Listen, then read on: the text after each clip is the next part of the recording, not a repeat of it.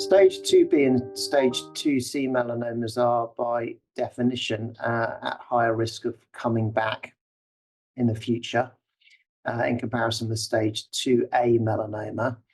The initial treatment will actually be similar in terms of surgery, wide local excision and sentinel node biopsy, as I've said before.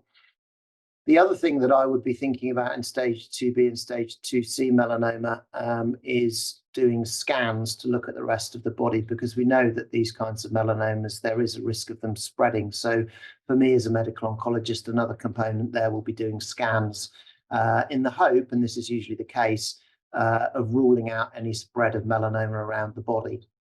Then the next question really for patients in this group is about the role of further treatment, adjuvant treatment, with the idea of reducing the risk of the melanoma coming back in the future.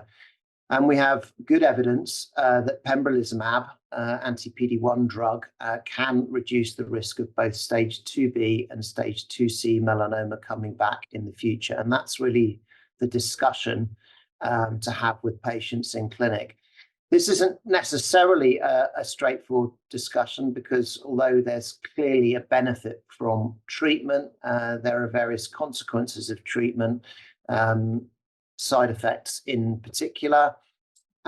Some people, for whatever reason, may, for example, have things in their medical history. Autoimmune disease would be the best example, perhaps, where you might have some concerns about thinking about adjuvant pembrolizumab.